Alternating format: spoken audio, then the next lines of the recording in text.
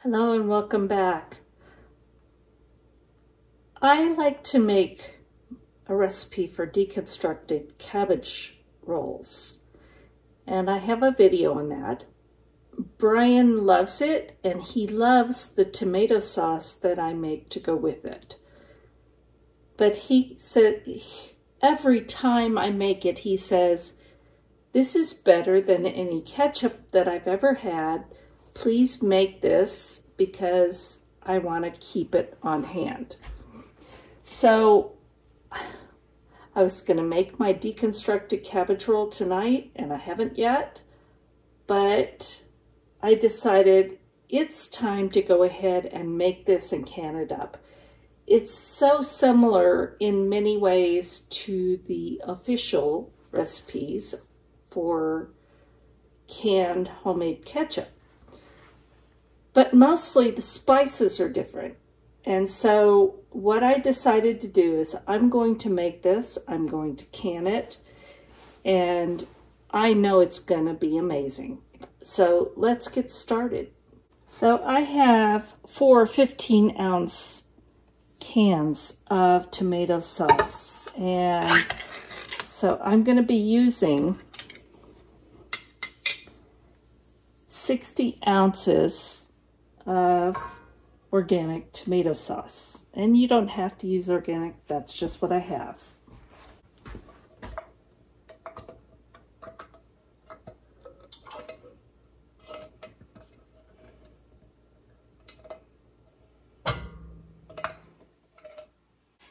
And I'm going to use 1 7-ounce jar of tomato paste.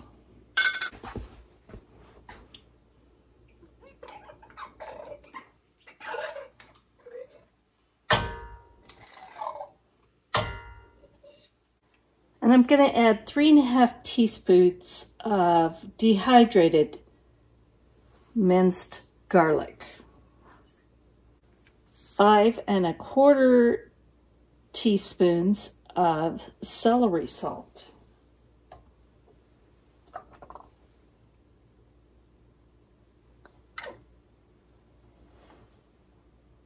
7 teaspoons. I'm using apple cider vinegar with the mother. You could use white vinegar if you want. That's what I'm going to use this time. And between 3/4 and a cup of brown sugar, I'm using Sucanat, but either one is fine. Using just under a cup.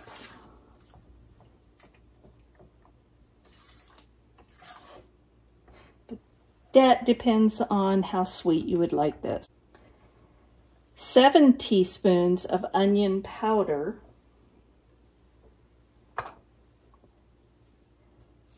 And 5 tablespoons. I'm using smoked paprika, but you could use regular paprika. Just depends what you like.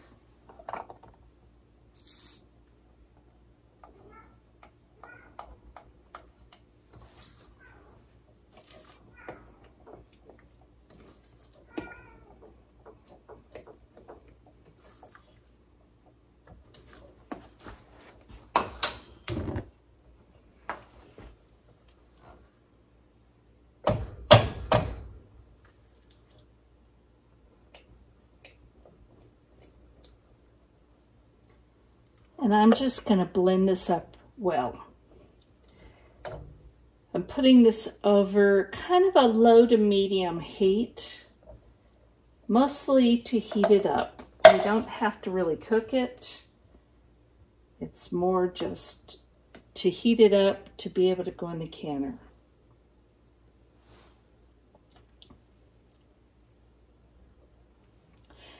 And always taste and see if it's up to what you like. And I'm going to add another pinch of the dehydrated minced garlic.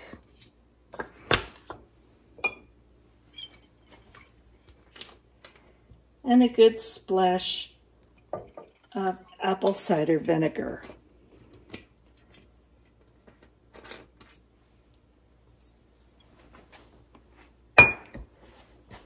those won't interfere with your pH for canning.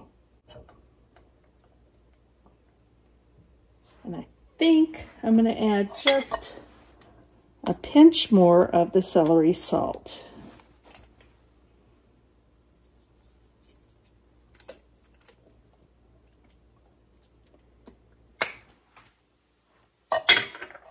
I've always made this in single batches, so I had to multiply that out in order to make it for a batch for canning.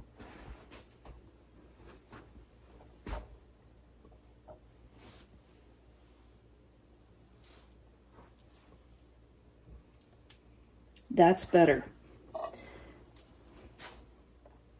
I'm going to let this heat up and let the flavors blend a little bit more. So I've let this heat up, and I've actually let it go a little while because I want it to be about the right texture. Now we're not going to use it as ketchup. We're going to use it mostly as a sauce, but once in a while as ketchup. So let it thicken as much as you need it to. If you're going to use it for French fries, you might want to let it go a little bit more. But for what I'm using it for, this will be perfect. Let's get it into the jars. Depending on how you use it, you might can it in pints. We're not going to use that much at a time, so I'm canning half pints.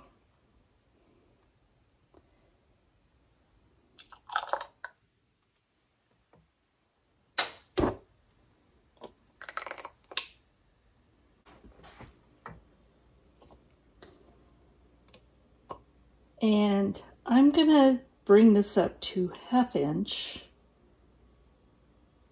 headspace, which is the second notch on your tool.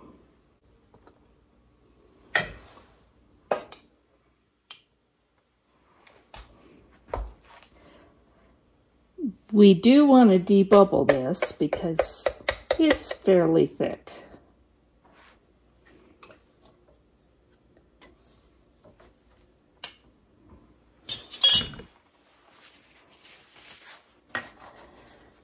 And wipe the rim.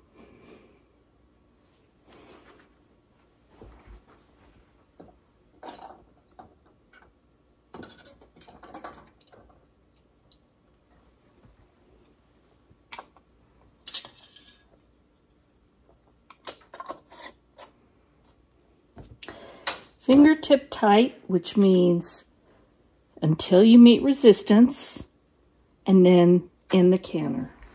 And since you're using hot ingredients, you need hot jars and a hot canner.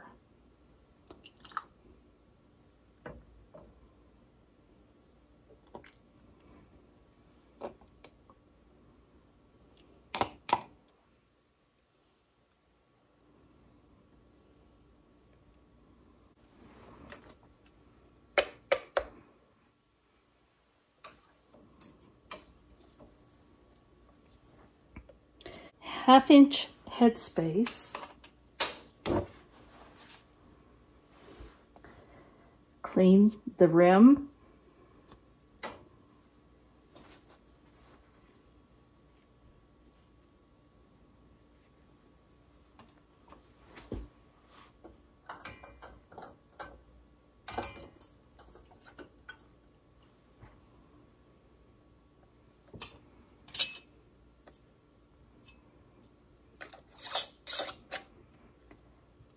Fingertip tight and in the canner.